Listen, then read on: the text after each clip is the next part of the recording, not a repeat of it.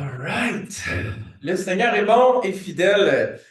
Il fait fret, il fait beau, on est en dedans au chaud. Ah, on a un bâtiment isolé et ça, avec une toiture qui coule pas. Amen. Le Seigneur est bon. Amen. Ce matin, je vais aller direct avec le titre de la prédication. Et le titre du message ce matin, c'est Appeler à garder sa saveur. On va tourner ensemble dans Matthieu chapitre 5 et on va étudier Là, j'oublie le nombre de versets qu'il y a dans ce chapitre, mais les 16 premiers versets. Je pense que c'est pas mal la moitié du chapitre, mais je parle à travers mon chapeau pour ça. On va lire, bref, dans Matthieu chapitre 5. Et ce matin, on va vraiment étudier on va voir les béatitudes, on va voir le ciel, on va voir la lumière du monde. Et il y a vraiment un aspect important là-dedans. Et le Seigneur veut nous donner une touche spéciale de sa part ce matin. Et c'est ce qu'on va faire. On va plonger dans sa parole et on va demander ici au Seigneur de nous donner tout ce qu'il a à nous donner. Et surtout que nos cœurs soient bien disposés. Amen. Parce qu'une parole de Dieu, on veut la recevoir coûte que coûte.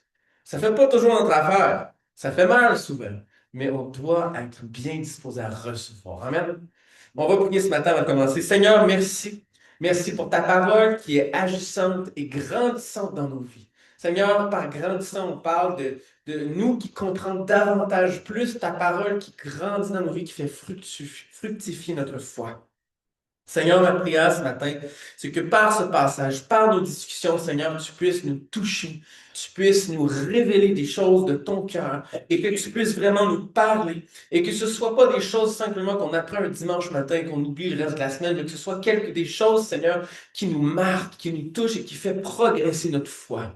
Seigneur, que ton nom soit glorifié et que ton nom soit exalté au nom puissant de Jésus.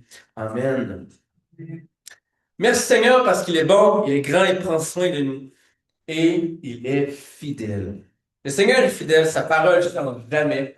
Le message ne change jamais, même si au travers des siècles, peut-être qu'on a une manière différente d'exprimer le message parce que le vocabulaire évolue avec les années. Hein.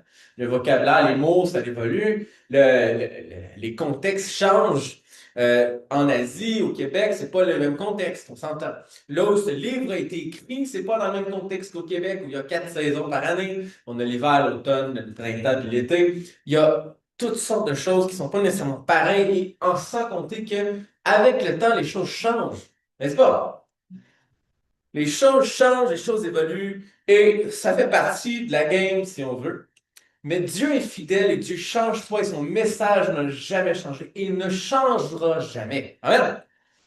Dieu est bon et on va prendre un temps ce matin. Ce qu'on va faire en fait, c'est qu'on va étudier ensemble Matthieu chapitre 5. Je vais enseigner à ce sujet de 1 à 16, verset 1 à 16. Et on va prendre, vraiment, j'aimerais qu'on prenne un temps. Je vais essayer de poser des questions pour qu'on puisse réfléchir tous ensemble. C'est un dimanche matin spécial, on n'a pas de louange, on a des choses. Alors je me suis dit, on va prendre ce dimanche comme belle opportunité On est ici pour apprendre, n'est-ce pas? On est ici pour apprendre à connaître la parole de Dieu. Et quand l'Assemblée peut réfléchir ensemble, partager ce qui parle de ci, de ça, on évolue. J'aime pas vraiment ce terme quand on parle d'apprendre la parole de Dieu, mais on grandit ensemble. On mature dans notre connaissance de la parole de Dieu. Amen. Alors, ce matin, c'est ce que j'aimerais faire. C'est ce qu'on va faire d'ailleurs. Alors, on va tourner ensemble dans Matthieu chapitre 5. Et la première chose qu'on va observer, c'est les béatitudes. C'est le sermon sur la montagne que Jésus donne. Et c'est un très grand enseignement important que Dieu a donné, en fait, Jésus a donné dans son ministère. Et Jésus ici, il prêche à la foule, il prêche sur les béatitudes. Maintenant, les béatitudes ici, pour vous mettre un peu en contexte, Jésus ici, il donne un gros message avec un impact puissant. Parce que Jésus ici, c'est un impact pas juste, il n'est pas juste en train d'apporter la parole de Dieu comme un peu les autorités religieuses faisaient, qui récitaient la parole de Dieu. Parce que dans le monde juif, si on veut, souvent, c'est ce qu'ils faisaient, c'est qu'ils récitaient la parole de Dieu. Il n'allait pas à interpréter la parole de Dieu et prêcher sur la parole de Dieu, si on veut, dans le modèle de prédication qu'on connaît aujourd'hui, où on a une application pour aujourd'hui, on parle d'une certaine partie où est-ce que c'est de la matière, après ça, on essaie d'avoir une application. On voit ici que Jésus, ici, va interpréter la parole de Dieu. Maintenant, dans ce qu'on connaît de Jésus, nous aujourd'hui, dans notre monde actuel, on sait qui Jésus est. À l'époque, les autorités religieuses et pour beaucoup de personnes, Jésus, c'était quelqu'un qui avait un ministère, et pour certaines personnes qui savaient que c'était le Messie. Mais Jésus est en train de faire son ministère et il va donner ce message qui a un impact significatif pour ceux qui l'écoutaient et même d'autres personnes alentour. C'était un message qui a aussi suscité beaucoup de conversations, de conflits chez les autorités religieuses. Je vous explique pourquoi. Parce que dans le monde juif, au niveau des autorités religieuses, ou même juste au niveau des personnes qui étaient avec Jésus, seul Dieu pouvait interpréter les Saintes Écritures. C'est pour ça qu'il récitait la parole de Dieu. Il récitait les écrits d'Ésaïe. Il récitait tout, si tu veux, on veut l'Ancien Testament. Ici, c'était pas de l'interprétation d'un fait. Il y en avait une certaine compréhension, mais au niveau de l'enseignement, où Jésus va dire heureux, puis là, il continue, puis heureux, puis là, il continue. Jésus est en train de donner un impact et d'interpréter ou pratico-pratique la parole de Dieu pour les personnes à son époque. Alors, ce message-ci est percutant et va frisser des poils chez beaucoup de personnes. Jésus est en train de pas juste interpréter les Saintes Écritures et d'enseigner sur ça, sur les béatitudes, sur ce qu'il est en train d'enseigner, mais c'est que la donnée qui change beaucoup, c'est qu'il le fait avec autorité. Jésus a enseigné les béatitudes avec une autorité que selon les autorités religieuses, seul Dieu pouvait faire. Nous, aujourd'hui, Jésus, on le croit qu'il était 100% homme, 100% Dieu quand il était ici sur terre. Ce n'était pas la croyance actuelle quand Jésus était actuellement sur terre. Alors, c'est quelque chose qui sème beaucoup de zizanie, si on veut, comme on dit en bon québécois. Et aux yeux des autorités religieuses, c'est pas légal. Il ne peut pas faire ça. Jésus donne un enseignement qui va venir chercher, qui va venir qui est touché, qui va venir transformer et enseigner avec une autorité parce qu'il est Dieu. Pour les autorités religieuses, c'était quelque chose qu'ils ne pouvaient pas faire parce que seul Dieu pouvait faire ça. Alors, pour comprendre le contexte dans lequel Jésus enseigne, et pour ceux qui ont écouté les épisodes Chosen, on voit que Jésus se prépare beaucoup vers cet enseignement. Dans Chosen, on voit que il simule beaucoup la vie de Jésus avec ses disciples et comment Jésus enseigne, et on voit que Jésus a vraiment une préparation. Et à plusieurs épisodes, il va dire, je prépare quelque chose de gros. Et je ne sais pas si c'est comme ça que ça s'est passé quand Jésus préparait, mais c'est sûr qu'il y a eu de la préparation derrière. Et Jésus ici, même dans les épisodes, on voit qu'il y avait quelque chose de différent dans cet enseignement que Jésus allait apporter, comparé à d'autres enseignements par les autorités religieuses qu'il y avait eu. Et Jésus, qui était 100% Dieu, tranquillement dans son ministère, il prenait de plus en plus d'ampleur. On voyait Jésus grand, mais pas, j'allais dire grandir, mais c'est pas le bon terme, mais on voyait Jésus œuvrer dans son ministère et les gens alentour tranquillement comprendre qui Jésus était, par comment Jésus était dans son ministère, par comment il agissait, par comment il prêchait, il enseignait. Alors, pour certains, c'était un message avec beaucoup de red flags, beaucoup d'alarme, non, non, non, ta, ta, ta. Bon, voici une petite mise en contexte. Maintenant, on va aller lire Matthieu chapitre 5, versets 1 à 13. Voyant la foule, Jésus monta sur la montagne, et après qu'il fut assis, ses disciples s'approchèrent de lui. Puis, ayant ouvert la bouche, il les enseigna et dit, heureux les pauvres en esprit, car le royaume des cieux est à eux. Heureux les affligés, car ils seront consolés. Heureux les débonnaires, car ils hériteront la terre. Par débonnaire, ici, on parle de ceux qui sont pleins de douceur, qui sont très doux. Heureux les débonnaires, car ils hériteront la terre. Heureux ceux qui ont faim et soif de la justice, car ils seront rassasiés. Heureux les miséricordieux, car ils obtiendront miséricorde. Heureux ceux qui ont le cœur pur, car ils verront Dieu. Heureux ceux qui procurent la paix, car ils seront appelés fils de Dieu. Heureux ceux qui sont persécutés pour la justice, car le royaume des cieux est à eux. Heureux serez-vous lorsqu'on vous outragera et qu'on vous persécutera et qu'on dira faussement de vous toutes sortes de mal à cause de moi. Si on regarde plus près dans heureux ici, juste ce mot, certaines traductions vont le traduire par béni. Bénis les pauvres en esprit. Bénis soient les pauvres en esprit, car le royaume des cieux est à eux. Bénis soient les affligés, car ils seront consolés, et ainsi de suite. Alors, on voit que c'est une bénédiction. C'est une bénédiction ici de les pauvres en esprit, car le royaume des cieux est à eux. On voit qu'il y a une bénédiction qui découle de ces béatitudes. C'est pas quelque chose que Jésus enseigne et dit malheur à vous, telle chose, même si on le voit Jésus le faire en faisant ça, mais Jésus ici arrive, il dit waouh, amène un message ici de puissance et avec une grande autorité. Amen. Amen. Au sujet des béatitudes, j'ouvre le plancher ce matin. À quelqu'un qui, dans ces béatitudes, quelque chose vous a touché, je vous invite à partager ou à donner votre réflexion par rapport à des béatitudes ici ou à des choses qui vous touchent. On est ici ce matin, on veut apprendre ensemble et je vous invite ce matin à partager ce que vous avez sur le cœur. Oui.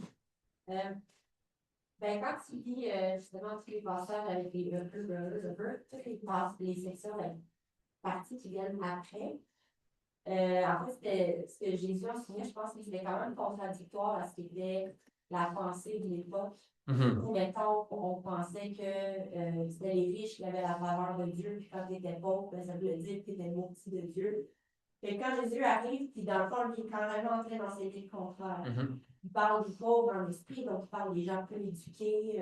Alors, contrairement, mettons, aux pharisiens, qu'eux autres, ils étaient super, ou les docteurs de la loi étaient super bien vus, comme tenus en haute estime par la population, mais Jésus est en train de leur enseigner complètement le contraire. Ouais. Je trouve que c'est un sermon, en fait, qui est très paradoxal, dans le sens où il défait toutes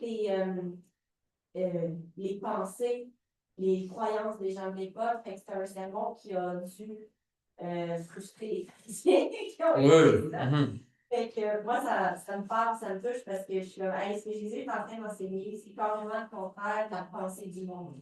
Ouais. Je pense que c'est encore la même chose aujourd'hui. On a tendance à valoriser les riches, ceux qui ont du succès, qui réussissent d'un point de vue matériel, qui, peu importe les moyens qu'ils prennent pour réussir, alors que Jésus il parle des pauvres en esprit, oui, donc des gens peut-être peu éduqués, il parle des gens qui sont pauvres, mais il parle aussi des gens qui sont doux, qui procurent la paix, qui ont le cœur pur. Donc, il met vraiment l'accent sur les choses spirituelles aussi, non pas sur ce qui paraît. Mais quand je trouve que ça porte à réflexion de. Dans le fond, Jésus, il nous ramène une réalité céleste et non pas ce qui est sur la terre. En effet. En effet, puis on voit ici aussi que tu as très bien remarqué que Jésus ici apporte des choses qui étaient vraiment contraires à la culture environnante. Donc, où est-ce que, de un, c'était un Galiléen, Jésus est un Galiléen, hein? Puis un Galiléen, c'était pas vu comme quelqu'un de très instruit. Aucunement, les Galiléens n'étaient pas vus comme des gens instruits.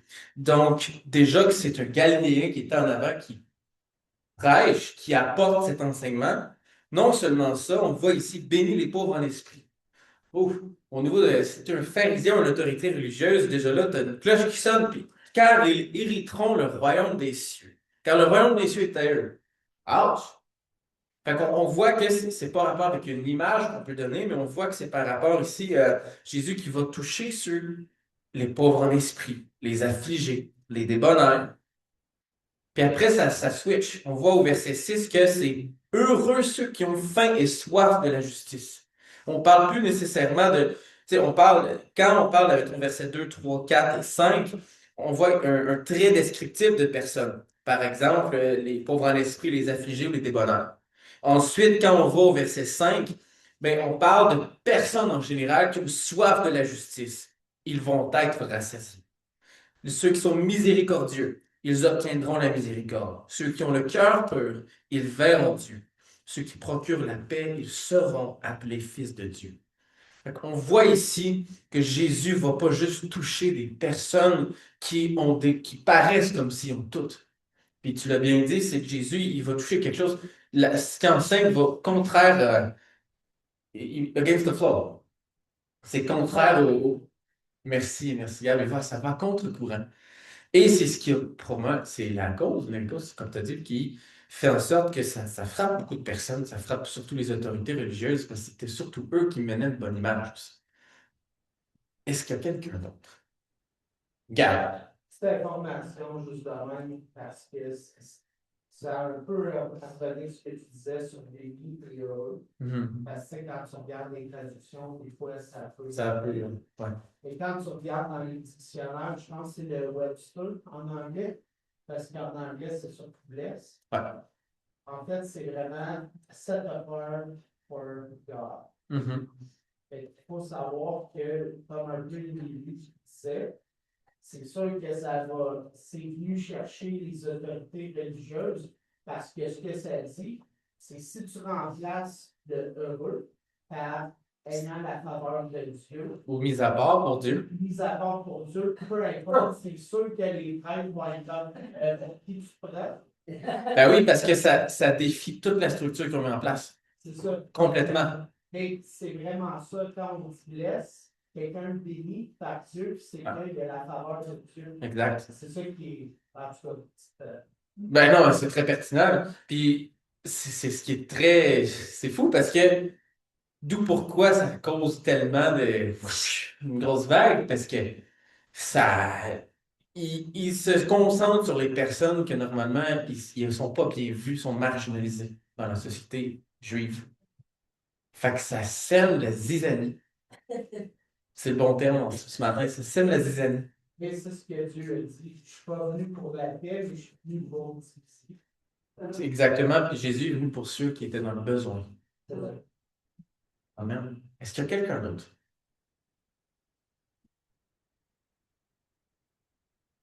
Oui.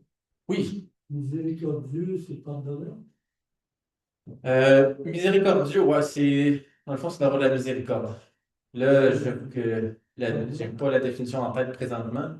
Y a-t-il quelqu'un qui peut sortir la définition de miséricordieux? Ça serait intéressant de l'avoir. Pardon? Donne la grâce. Ok, c'est ça. Fait que c'est donne la grâce. Ouais, c'est ça. Ok, c'est ça. C'est un peu un bon synonyme. Oui. C'est comme Dieu, ça veut surtout dire de ne pas recevoir ce que tu mérites. La grâce, c'est d'obtenir ce que tu ne mérites pas. D'obtenir, c'est un cadeau, une grâce, c'est quelque chose que tu ne mérites pas. Recevoir, obtenir la miséricorde, ça veut dire que c'est un peu contraire, ça veut dire que tu ne reçois pas ce que tu mérites comme conséquence. C'est un peu la distinction entre les deux. Fait, quand tu dis obtenir la miséricorde, c'est un peu comme être pardonné. Quand tu es pardonné, tu ne subis plus les conséquences de tes actions. Ben, c'est pas toujours vrai, mais. Parce que des fois, tu subis pareil. On peut peut-être avoir la définition quand même. Il y a de la miséricorde, de la compassion, pardonne personne. Tu avais raison. J'ai un petit témoignage. Vas-y fort. Moi, j'allais à l'église catholique, puis je viens d'une famille, puisque mon père et ma mère, c'était les premiers dans mon village pour dire c'est divorcé. Qu'est-ce que c'est? Parce que dans ce temps-là, dans les années 65, 70, du divorce, il n'y en avait pas eu. Puis, j'avais jamais pardonné à ma mère. Je dis, là, ma mère, là, je ne voulais plus rien savoir. C'était jusqu'au jour où je suis allé à l'église catholique, parce que dans ce temps-là, C'était le rêve. Puis, le prêtre m'a demandé, y a-t-il quelqu'un avec qui vous voudriez pardonner? Écrivez-le. Et là, dans mon cas, c'est fort, mal nom de ta mère. Et qu'on voit, là, ça fait 15 ans qu'il était pardonné. Ouais. J'ai mis le nom de ma mère, ils ont mis ça en avant à l'hôtel. Puis le même dimanche, le téléphone a sonné chez nous à 11 heures. Là, ma femme a dit, une femme qui veut te parler. Quand j'ai pris le téléphone, la voix de ta mère était du Hamassa. C'était ma mère qui m'appelait. Je venais de dire au Seigneur, Seigneur, pardonne à ma mère. Puis je suis sûr qu'à travers ça, tu dis béni. Ouais. J'ai été béni parce que aujourd'hui, j'ai une relation personnelle avec le Seigneur que moi je considère, elle n'avait pas. Je ne dis pas que c'est pas bon, l'Église catholique, ma femme me dit, mais je considère que je ne l'avais pas tant parce que je ne lisais pas sa parole. Moi, je suis comme tous les autres titres, on est tous convaincus que Dieu nous parle à travers sa parole. Ouais. C'est tout. Amen. Heureux les miséricordieux, car ils obtiendront miséricorde. Oui. Moi, votre père, je parle de un peu compétiteur. Une chose que j'ai bien aimé, c'est de dire ici, ceux qui se laissent émouvoir par le besoin des autres, mais aussi, et leur viennent en aide. Ben, moi, une compétition, là, il faut aussi. Ouais.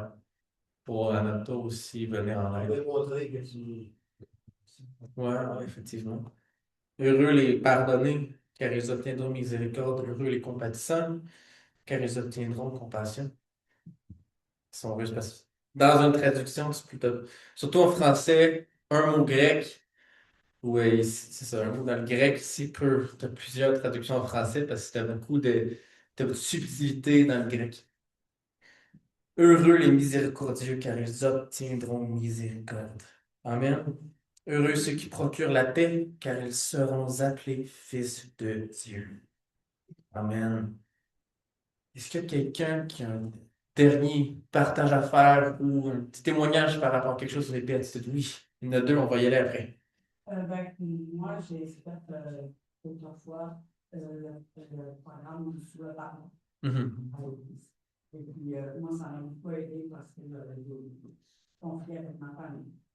Puis, suite à ça, j'ai senti comme une libération parce que des fois dans la vie, on ne peut pas demander pardon ou dire à la personne que tu veux pardonner parce que tu les vois plus, sont acceptés, quoi que ce soit. Puis ça m'a beaucoup aidé à cheminer dans ma vie. Amen. Amen. Amen. Oui, je m'excuse, j'oublie ton nom. C'est quoi ton nom? Raymond. René. Raymond. T'es encore loin du but. Vas-y, Raymond. Moi, à 15 ans, j'ai eu la méningite, puis j'ai commencé, j'ai tout à l'hôpital.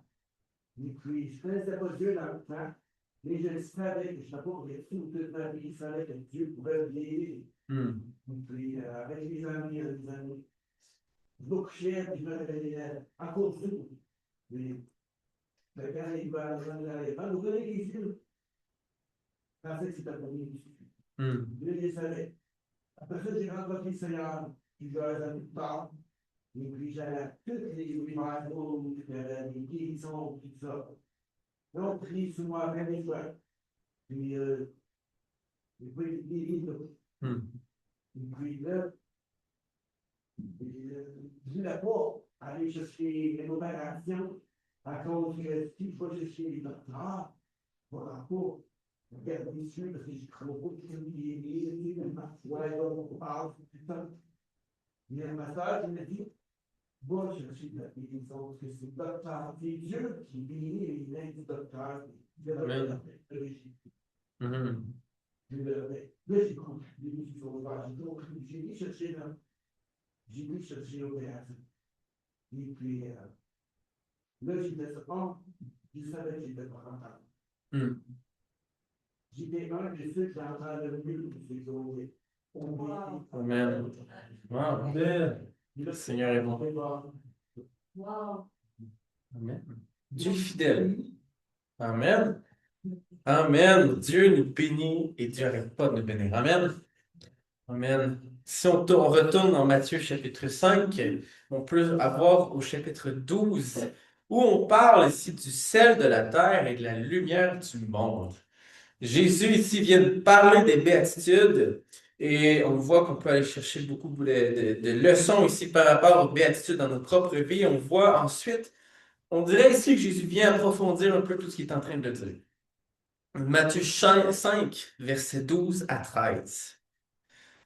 Réjouissez-vous et soyez dans l'allégresse, parce que votre récompense sera grande dans les cieux, car c'est ainsi qu'on a persécuté les prophètes qui ont été avant vous. Vous êtes le sel de la terre, mais si le sel perd sa saveur, avec quoi la lui rendra-t-on? Il ne sert plus qu'à être jeté dehors et foulé aux pieds par les hommes. On va arrêter là. On va aller plus loin plus tard, mais beaucoup de matière qu'on peut voir juste ici. J'étais curieux. On parle du sel ici. Puis là, je me suis dit, à partir de quand est-ce que le sel peut perdre sa saveur? Non, mais il y a une science derrière quand même. Et j'ai fait mes petites recherches, puis j'ai fait mon paresseux intellectuel, si on veut. J'ai été sur l'IA, l'intelligence artificielle. Hey, ça te sort des pas pires définitions. Mais en tout cas, je me suis dit, hey, je vais tenter le coup pour une fois. J'étais curieux de voir comment ça marche. Et voici ce que l'IA m'a sorti. Scientifiquement, le sel pur ne perd jamais sa saveur, car sa structure moléculaire est stable et ne se périme pas. Oh, c'est bien parti. Ok, là, je me suis dit, ben là, Seigneur, pourquoi c'est écrit dans ta Bible? Dans la Bible, dans la parole de Dieu, je me suis dit, on va continuer de lire. On ne s'est pas arrêté juste à une phrase. Cependant, le sel impur exposé à l'humidité et à des impuretés peut perdre sa salinité, laissant un résidu sans goût. Une des choses qui est intéressante du sel, c'est le goût que ça apporte. Le sel s'affadit principalement lorsqu'il est mélangé à d'autres substances. Oh! Alors, c'est l'humidité. Écoute, les choses environnantes, l'humidité, les impuretés peuvent faire en sorte que le sel perd sa salinité. Là où nous, on profite le plus du sel, c'est à cause de sa salinité. Si on n'a plus de salinité au niveau du sel qu'on prend chez nous, ben on va juste le jeter aux poubelles. Guys, au compost. Laisse au compost. C'est fou, pareil. Fait que le sel, il perd jamais sa saveur à cause de sa structure moléculaire, à cause qu'elle est stable et ne se périme pas, mais il peut perdre sa salinité. Oh là là! On va relire le verset. Vous êtes le sel de la terre, mais si le sel perd sa saveur, avec quoi la lui rendra-t-on? Il ne sert plus qu'à être jeté dehors et foulé aux pieds par les hommes. Dans le passé, si on regarde plus dans l'Antiquité, Gabriel va pouvoir témoigner de celle-là. Je ne sais pas si tu l'as étudié ou déjà lu en quelque part, mais ici, dans l'Antiquité, le sel qui était faible en qualité ou mélangé, par exemple, avec la terre avec la terre où le sel était impur, ou sous l'effet de l'humidité ou de la pluie, ça pouvait perdre sa saveur. Mais le sel, il se dissolvait, il laissait uniquement un résidu, si on veut. Donc, ce qui arrive ici, c'est que il perd complètement. Ben, dans le fond, ça répète ce que je voulais dire. Wow! Je me suis répété 2 fois, je devais être fatigué à ça. Fait que, mais perd son goût, perd sa salinité. Et avec quoi la lui rendra-t-on?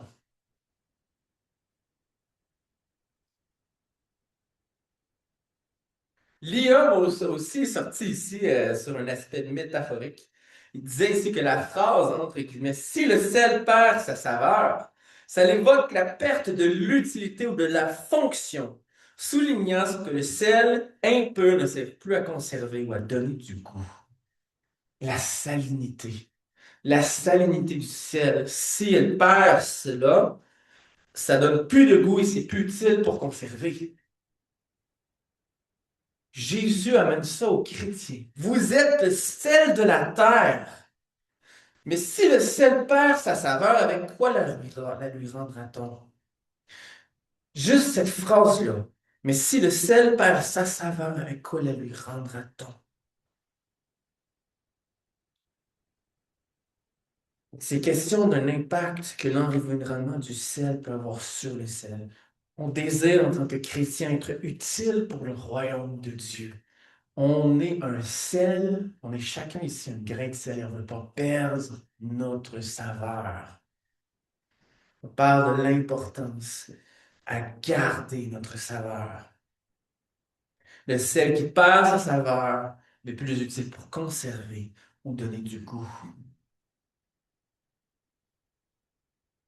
Le sel qui perd sa salinité, c'est ce goût, cette capacité de conserver. Si on n'arrive pas à garder la saveur, on fait dur.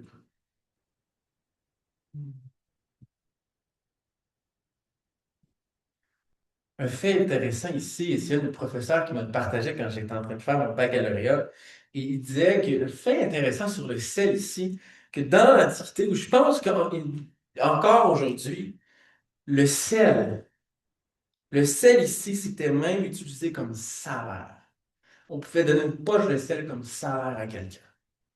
À cause qu'il est riche en propriétés, conserve la nourriture et ça donne un bon goût. Imaginez-vous, le sel est tellement important que même le sel de recevoir son salaire, ça valait cher. Ça valait quelque chose de bon.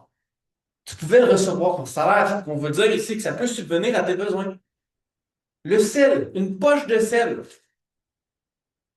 parce que c'est important pour conserver les aliments. Les aliments.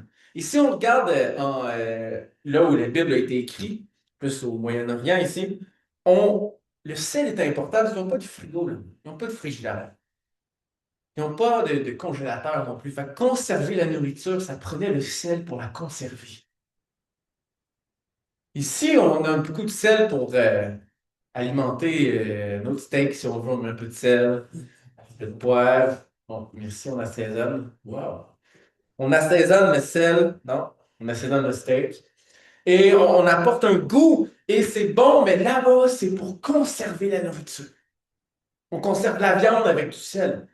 On met un bocal de sel, puis on met les viandes dedans, et ça conserve le sel. Ça conserve la viande. Wow.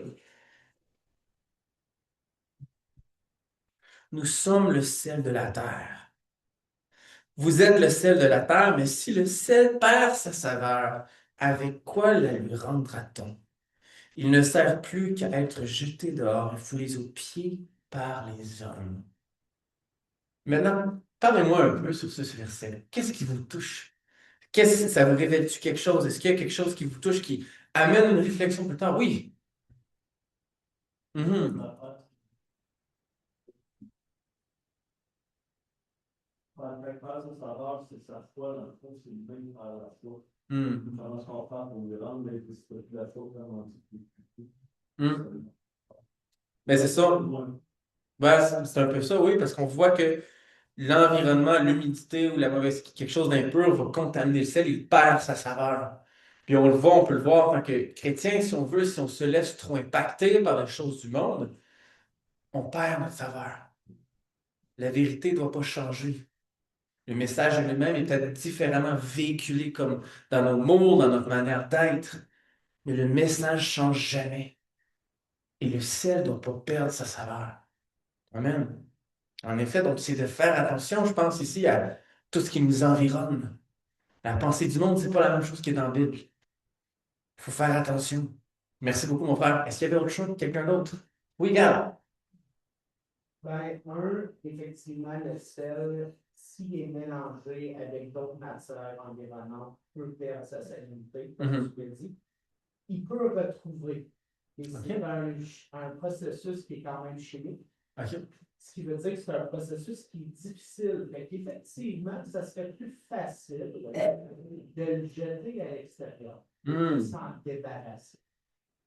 Mais il y a quand même une façon de tourner. Encore là, c'est au niveau moléculaire, on s'entend, donc c'est un processus. Fait que, tu sais, si tu prends, nous, en tant que chrétiens, on se mélange avec ce qu'il y a dans notre société autour. Effectivement, mais on n'est pas perdu. C'est un processus qui va entamer pour retourner à l'état de selve. Donc, c'est beaucoup plus difficile de revenir. Exact. C'est ça. Merci, c'est vraiment un bel apport. Donc, c'est vrai. Wow, ouais, c'est intéressant. Je ne savais pas que le ciel pouvait retrouver sa salinité. Dans le fond, ça fait beaucoup de sens, par exemple. Mais ça, c'est au niveau moléculaire. C'est ça, c'est au niveau. Ouais, ouais. Intéressant. C'est intéressant. Est-ce qu'il y a quelqu'un d'autre? Oui. Est-ce que les gens savent comment faire quand c'est plus salé dans l'agriculture pour dessaler? Pour dessaler? Ben, tu peux le dire. Des pommes de terre. Des pommes de terre. Wow. Mais on va rester sur le message de ce matin. Mais en fait, non, c'est vrai que ça a un apport quand même important aussi. Mais il ne faut pas oublier une chose. Il parle de l'excellence tout ça, mais dans la parole, ça dit je vous ai pas enlevé du monde. Vous devez briller. Fait que c'est ça le ciel. Oui, on le voit plus tard, hein, on va le voir dans pas long, là, mais qu'on est la lumière du monde aussi. Pasteur Peter. Si j'ai bien compris, il faut garder notre saveur pour trouver les parents. Et voilà. Et bonne. C'est ça la question est là, c'est avec quoi la lumière va-t-on? Il va être franc, très honnête. Il y a beaucoup de chrétiens, c'est-à-dire qu'il y a dans la majorité, mais qui a besoin de faire du savoir. Parce que quand on a du savoir, on fait une différence. Et donc, moi, la question m'interpelle avec quoi la lumière? Là, il faut s'enlever la pensée à un Dieu qui juge, qui rejette les ordres d'un retour. Non, même avant qu'il parle, j'avais la réponse de Janvier qui a dit, voyez, de manière chimiquement de renverser la problématique. Et dans le fond, ce que j'avais déjà compris, c'est que c'est possible. Avec quoi Jésus pose la question. Il ne dit pas qu'il n'y a rien à faire. Il pose la question comment tu vas faire ça pour devenir dans lui ta saveur. Il y a quelque chose à faire, ça va ramener un passage, il stérile. Dans le fond, c'est un rythme problématique. Il stérile, il va faire pour porter du fruit. Après, c'est dans le brûlé 12, 13, verset 6. Il dit aussi cette parabole qu'un homme avait un figuier planté dans sa vigne. Il vint pour y chercher du fruit, il en trouva pas. Alors, il dit au vigneron, voilà 3 ans que je vais chercher du fruit à ce figuier, je n'en trouve pas. Coupe-le, pourquoi pour cultiver la terre inutilement. Ça, c'est comme du sel, comme ça, va avoir un rocher là. Le vigneron répond, il dit Seigneur, laisse-moi encore cette année, je creuserai jusqu'au jour, et j'y mettrai du fruit. Peut-être à l'avenir de donner du fruit, sinon tu peux. C'est pas la grâce de Dieu là-dedans, c'est même un chrétien qui donne sa saveur. Il va savoir faire un effort pour retourner aux sources, pour retourner à la base, pour retourner intentionnellement. Mais Dieu, il a beaucoup de grâce. La 2e, 3e, 4e, 5e, 10e, sans cette chance. Pour retourner, pour quelque chose. Amen. Puis on le voit dans Luc, on le voit ailleurs aussi, où Jésus, Dieu, on le voit ici qui est plein de grâce et plein d'amour. Puis il y a toujours une solution à nous donner. Il y a toujours une place pour redonner de la saveur. Puis pour le chrétien, on voit que la parole de Dieu qui nous redonne saveur, ça revigore nos forces, la prière aussi. On a le Saint-Esprit aussi. Le parler en langue peut rentrer en beau là-dedans. On voit qu'il y a toujours quelque chose que le Seigneur a pour nous redonner goût. Là, on parle aussi souvent de la flamme. la flamme de la foi, la flamme qu'il faut garder allumée, le feu qu'il faut garder allumé, ben, même le feu, des fois, peut être un peu moins gros, mais par la grâce de Dieu, le feu peut grandir et redevenir plus grand. Et c'est de l'alimenter, c'est de travailler, c'est de constamment y aller puis travailler. Amen. Oui, oui. Oui, dans le fond, une des choses intéressantes que j'avais déjà appris il y a des vies ma vie chrétienne dans une prédication que mon pasteur m'avait marqué justement sur le ciel, parlait aussi des différentes propriétés du ciel. Dans le passage, Jésus nous parle de la propriété au niveau de la saveur, notamment le sel, on peut s'en servir pour assaisonner. Mais c'est pas la seule fonction du sel. Puis, il nous avait énuméré tout qu'est-ce que le sel, à quoi ça peut servir, puis à quoi ça servait à l'époque de Jésus. Mais c'est sûr, les gens, quand Jésus parlait du sel, eux autres avaient leur propre préférence. Après, il parle le sel de la terre, donc il parle de qu'on est censé faire ça. Premier, Jésus parle justement de l'importance de la saveur. Donc, si c'est le petit saveur, ben, il parle déjà d'une de ses utilités, c'est pas fort. Tu as parlé tantôt de la conservation. Donc, le sel ne fait pas juste donner de la saveur, les gens s'en servaient pour la conservation. Ben, même ça, tu te poses la question, comme chrétien, si tu transposes ça d'un point de vue spirituel, ça veut dire quoi? Si, mettons, le sel est censé conserver, nous, on est censé faire quoi avec ça? Ça veut dire quoi, notre propriété, si on est du sel qu'on conserve? Ben, moi, je le vois comme en étant les porteurs, les récipiendaires de la parole de Dieu, du Saint-Esprit, qu'on est dans le monde, on est censé être à part, on est censé conserver l'entièreté de la parole de Dieu. Puis avec ça, qu'elle a son impact aussi, si on commence à retirer, qu'elle tue la parole de Dieu, ça va pas bien.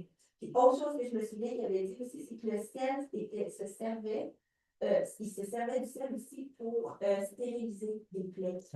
Fait que ça, il n'y avait pas tout ce qu'on a aujourd'hui. Fait que les autres, voilà, comme une plaie, ils mettaient du sel, puis ils protégeaient la plaie avec ça. Ça avait brûlé. C'était avec le sel.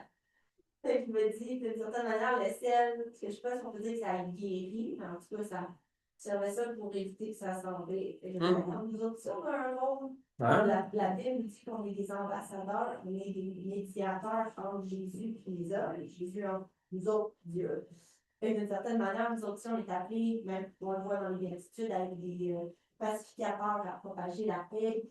Parce que je trouvais intéressant de voir aussi qu'il n'y a pas juste le côté de la saveur. Le sel a d'autres propriétés, d'autres aspects que nous, comme chrétiens, on est censés représenter aussi. C'est un sujet d'étude biblique super profond. Effectivement. Tu peux aller loin. Mais ça nous amène à plusieurs facettes qu'on doit avoir en tant que chrétien. Tu sais, je pense que, comme tu l'as dit, on a l'aspect à conserver, l'aspect de la saveur, l'aspect de la salinité, mais là-dedans, on voit que saveur, il y a un goût. Il y a l'aspect de conservation qui est très importante aussi, dans le sens que on est appelé en tant que chrétien à semer la paix, à se battre pour la paix.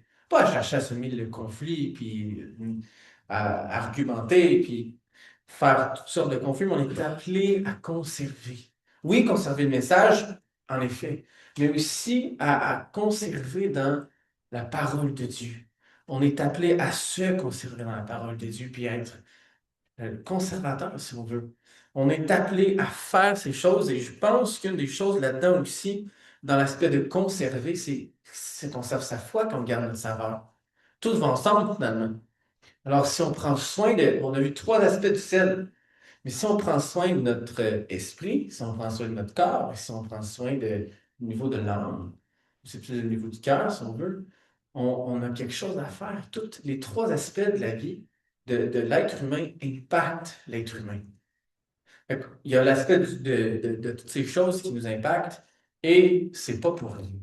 C'est pas pour rien l'aspect du sel. Ici, c'est Jésus, il sait ce qu'il enseigne. Il sait ce qu'il enseigne, puis il l'enseigne, les autres ont leurs propres affaires. Nous, on comprend le message aussi qui est dit. Et l'aspect du sel est important. Ensuite, Jésus va aller dans Matthieu 5, versets 14 à 16. Ensuite, il parle de la lumière, d'être la lumière du monde. Une ville située sur une montagne ne peut être cachée. Et on n'allume pas une lampe pour la mettre sous le boisseau, mais on la met sur le chandelier et elle éclaire tous ceux qui sont dans la maison.